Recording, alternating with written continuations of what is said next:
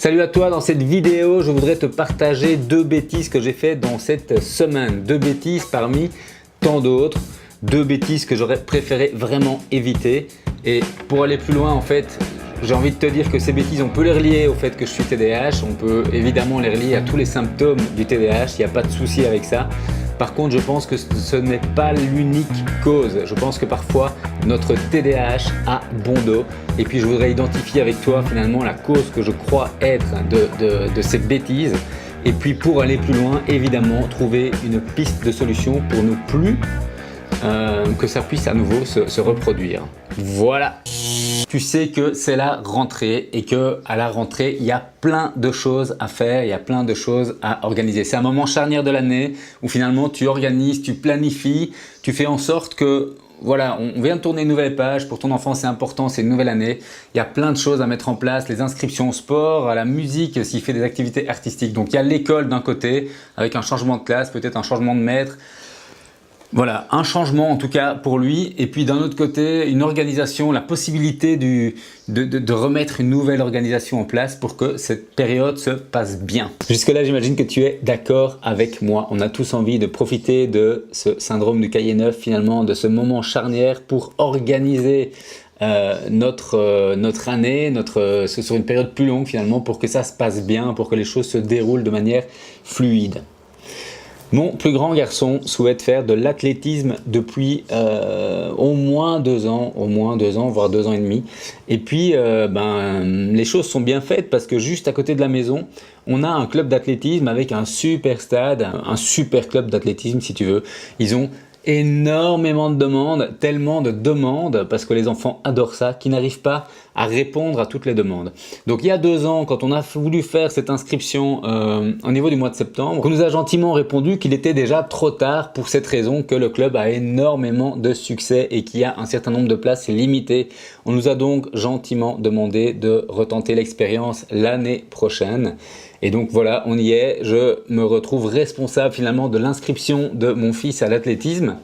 Inscription de mon fils, ça veut dire demander à l'avance le dossier d'inscription au club, remplir ce dossier d'inscription, aller chez le médecin avec l'enfant pour avoir un certificat d'aptitude à pratiquer l'athlétisme et puis me retrouver finalement au même moment que tout le monde pour inscrire mon garçon à ce club de sport avec une date précise, exactement le samedi 22 août à entre 11h et 12h. Comme je me connais, j'écris sur un petit post-it « Athlétisme, attention, médecin, rendez-vous également samedi 22 de 11 à 12 sur le stade d'athlétisme pour les inscriptions ». Donc ça c'est très clair, c'est collé sur la fenêtre de la cuisine.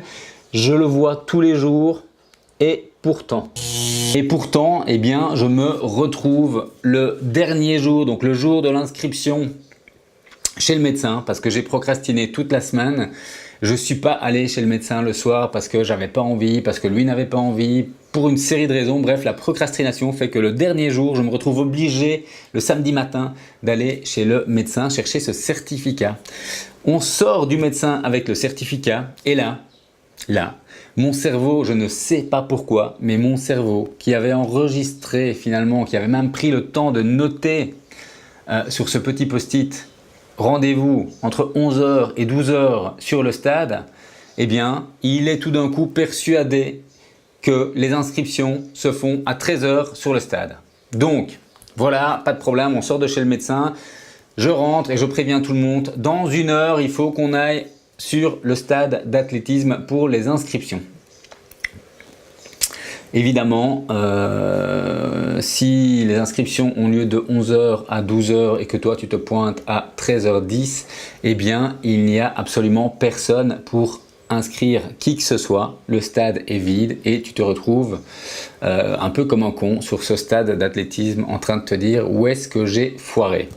Donc tu retournes dans tes mails, tu vérifies ton post-it et puis très vite tu comprends là où tu as fait une erreur, tu t'es planté d'1 heure sur le lieu de rendez-vous. Ok, alors qu'est-ce que ça veut dire? Prends ton téléphone, appelle le président du club qui rigole bien gentiment en disant désolé mais c'est comme ça chaque année, quand on n'est pas là le premier jour, bien souvent vous devez revenir du coup le lundi, le jour où il y aura la première séance pour une deuxième chance, mais je vous préviens, il y a tellement de demandes que probablement vous serez sur liste d'attente.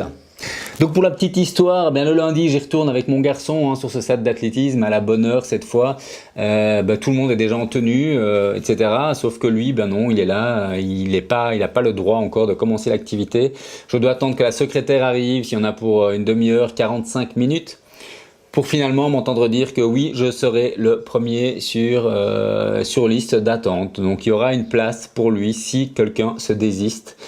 Donc voilà, je t'explique tout ça parce que c'était tellement important pour lui finalement de s'inscrire à ce club d'athlétisme où en plus il y a tous ses copains qui sont là et puis on ressent vraiment le besoin qu'il a de se défouler. Que en fait, qu'est-ce qui se passe dans ta tête de papa à ce moment-là? Fondamentalement, profondément à l'intérieur de toi, tu t'en veux. Tu t'en veux vraiment. Tu es fâché contre toi et puis il y a une espèce de jugement que tu portes contre toi-même en disant que c'est pas possible, tu es vraiment trop con. Tu n'es même pas capable, entre parenthèses, tu n'es même pas capable de te rendre à un rendez-vous. D'accord? Tu prends le temps de le noter et tu arrives encore à foirer. Eh bien voilà, ce que je voulais partager avec toi, c'est cette bêtise qui finalement te pèse. Alors je sais que toi aussi, probablement, il y a des choses comme ça qui t'arrivent dans la vie. Et voilà, et donc voilà, ça te pèse et ce jugement que tu as envers toi ne fait que renforcer finalement que oui, tu as le TDAH, oui, ça fait partie du symptôme qu'on retrouve chez les personnes qui ont le TDAH. Oui, tu subis parfois les conséquences de ce fait que tu as le TDAH et du fait que tu n'es pas capable, tu n'agis pas correctement. Enfin bref, il y a toute une série de choses qui se mettent dans une spirale négative avec des pensées très noires par rapport à ton propre mode de fonctionnement. Tu vois le truc? Qu'est-ce que tu veux que je te dise? Tu te sens coupable ou plutôt tu es responsable de ce qui vient de se passer, clairement, c'est toi le responsable.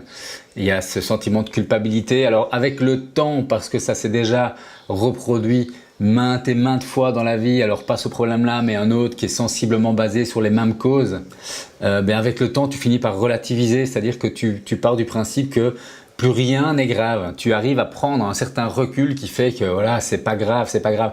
D'un côté, ça diminue ce sentiment de culpabilité et de l'autre, en fait, ça t'enfonce encore plus dans le fait que tu n'es pas capable et que voilà, finalement, peut-être les autres ne devraient pas compter sur toi pour arriver à leur fin. Et ça, c'est aussi quelque chose qui n'est pas très agréable. Le concerné, lui, finalement, il relativise aussi. Il t'explique que papa, c'est pas si grave, il y a d'autres sports, machin, et que lui, en tout cas, il ne t'en veut pas. Et voilà. Il se fait que toi, tu t'en veux quand même parce que c'est une chose qui est assez simple, arriver à l'heure à un rendez-vous et que finalement, cette culpabilité, eh bien, tu la portes. Et puis il y a deux choses, il y a cette idée de finalement si tu n'es pas capable d'arriver à l'heure à un rendez-vous qui est important pour ton garçon, est-ce que c'est pas un peu une forme de laxisme? En tout cas, il y a toutes ces idées qui tournent à l'intérieur de toi. Et puis je comprends très bien que ça puisse tourner à l'intérieur de toi parce que moi, ça peut me torturer. Autre petite boulette, rapidement. Dans un souci d'organisation de la rentrée, j'achète un tableau blanc Velleda pour faire mes semaines et en fait je me dis ça va être ma manière à moi de prioriser les 3 choses importantes que je dois faire sur la journée. Donc les choses qui sont pour moi le plus importantes, les priorités de ma journée. Voilà. En gros, si j'ai raté ces choses-là, j'ai raté ma journée. Eh bien, je commence à m'organiser avec ce tableau, ça fonctionne pas trop mal. Je l'utilise aussi du coup pour les idées qui surgissent comme ça, pour les noter rapidement. Et puis voilà, à un moment, il y a une idée qui vient, je me dis il faut absolument que je fasse ça demain, j'arrive, j'écris en grand 1, 2, 3 sur mon tableau avec ce que je dois faire. Et au moment où j'écris le 3, en fait, je me rends compte simplement que je viens d'utiliser un marqueur permanent, un marqueur indélébile, un marqueur qui va laisser une énorme trace très très mal écrite en grand comme ça sur tout le tableau. Et finalement qui fait en sorte que j'ai foutu en l'air mon propre tableau. Alors voilà, on va dire de nouveau, c'est pas très grave, c'est que du matériel, etc. Et de nouveau, tu peux soit relativiser et prendre du recul et te dire que voilà, c'est pas très grave. Le fait de relativiser, c'est pas quelque chose qui va améliorer la manière de réagir avec le prochain tableau. Et d'un autre côté, le fait de renforcer l'effet négatif, de dire que c'est pas possible, tu n'es pas capable, ça non plus. ça ne va pas t'aider à faire en sorte que tu te dises j'ai envie de mieux m'organiser et d'être proactif dans qu'est-ce que je mets en place pour mieux m'organiser, etc. Donc finalement, la solution, elle n'est ni de relativiser à fond, ni de te culpabiliser à fond. Alors pourquoi je te dis tout ça? Simplement parce que ça a un impact sur ta vie aussi, certainement. C'est que quand tu commences à minimiser finalement tes engagements, parce que quand tu prends conscience que tu ne respectes pas tes engagements, que tu causes des problèmes aux autres, etc., une des premières réactions, ça va être de minimiser ces engagements. Donc finalement de ne plus t'engager et tu perds confiance en toi. Et cette perte de confiance qui fait que tu es en train de croire que tu n'es pas capable d'arriver à l'heure à un rendez-vous, eh bien, elle fait en sorte que tous les rendez-vous, tu essayes de les éviter parce que si tu évites le rendez-vous et que tu ne vas pas, tu n'as pas cette pression de devoir arriver à l'heure. Donc finalement, tu délègues et tu ne prends plus autant de responsabilités dans ta vie. Et donc si tu laisses les autres prendre les responsabilités pour toi, tu commences évidemment à subir. C'est tout le principe de prendre sa vie en main ou la déléguer à quelqu'un qui va faire des choix pour toi. Alors finalement, qu'est-ce qui te manque pour y arriver? Et puis à moi aussi, qu'est-ce qui me manque en ce moment pour arriver à faire des choses aussi simples que ça? Eh bien, je me suis posé la question. Et une des pistes finalement de réponse, une des pistes de solution, en tout cas l'identification de la cause pour moi. Alors bien sûr, il y a le TDAH. Le TDAH, alors je peux tout remettre sur le TDAH. Le TDAH, c'est la première personne que j'ai envie d'accuser. C'est à cause de mon TDAH. Sauf que toi et moi, on sait que c'est pas la vérité. Finalement, la bonne question serait qu'est-ce qui fait que pour le moment, je ressens particulièrement fort les effets négatifs de mon TDAH. C'est plus ça la bonne question. Il y a des moments où tu les ressens fort, il y a des moments où tu les ressens moins fort. Qu'est-ce qui fait que tout d'un coup, tu les ressens très fort? Bien, à mon avis, ce qui fait que tu as parfois des phases de vie où tu ressens très fort les effets négatifs de ton TDAH, c'est ce qu'on pourrait appeler l'alignement ou la cohérence. Ou finalement aussi l'ancrage. Tu manques d'ancrage, tu n'es pas à ce moment-là cohérent, tu n'es pas aligné. C'est-à-dire que les pensées que tu as, ce que tu dis aux autres et ce que toi tu fais pour toi, ce n'est pas des choses qui sont alignées, ça ne va pas dans la même direction. C'est-à-dire que tu vas commencer à penser à un avenir, à quelque chose, tu ferais bien ça, etc. Au quotidien, tu mets des choses en place qui ne vont pas dans ce que tu as prévu et tu te retrouves finalement dans 3 directions différentes. Ce que tu dis aux autres et la manière dont tu essayes de paraître par rapport aux autres, c'est une chose. Ce que tu penses à l'intérieur de toi, c'est encore autre chose. Et finalement, ce que tu vas faire concrètement de tes journées, c'est encore une 3e chose. Alors ça, c'est finalement le fait de n'être pas aligné du tout, de ne pas être finalement cohérent du tout. Et ce manque de cohérence, il vient d'un problème d'ancrage. Il vient d'un problème d'ancrage. Qu'est-ce que ça veut dire? Ça veut dire que tant que tu vis dans ta tête, tant que tu vis dans ton mental, eh bien, tu es ouvert finalement sur tout ce qu'il va y avoir au-dessus, c'est-à-dire le monde des idées, le monde des concepts. Et puis, tu te détaches de cette réalité. L'ancrage, c'est ta vie ici et maintenant sur Terre. Alors, tu peux imaginer tout ce que tu veux pour la vie demain, pour après la vie, pour avant la vie. Tu peux imaginer plein de choses et tu peux te connecter à des forces extérieures. Tout ça, c'est tout à fait possible. Tu vois, mentalement, tu peux partir en fait. Voilà, tu peux partir. Et puis l'ancrage, c'est un peu l'inverse. C'est finalement l'idée de revenir à soi. Le fait de partir, on est très très fort pour ça, puisqu'on a un cerveau avec une pensée complexe, une pensée en arborescence. Qu'est-ce qu'elle fait? En fait, elle part de quelque chose et puis ça grandit. C'est comme l'univers en expansion. Donc ça, on le fait très bien. Ce qui est plus difficile à faire, c'est de revenir s'ancrer ici et maintenant, là, dans ma réalité d'aujourd'hui. Et voilà, donc je pense que la cause du fait que je ressens pour le moment particulièrement les effets négatifs de mon TDAH, je t'ai parlé de 2 bêtises que j'ai fait cette semaine. Franchement, il y a eu une tonne de bêtises. Je pourrais t'en raconter toute la journée. Ce n'est pas l'objectif. Simplement, j'ai pris conscience que voilà, cet ancrage pour le moment, il n'est pas là. Je vis dans ma tête et je ne suis pas ancré sur le sol de la Réunion. Je n'ai pas cette côté énergétique en fait qui vient du ciel, qui me traverse comme ça tout droit et qui part dans le sol et qui peut voyager dans les deux sens.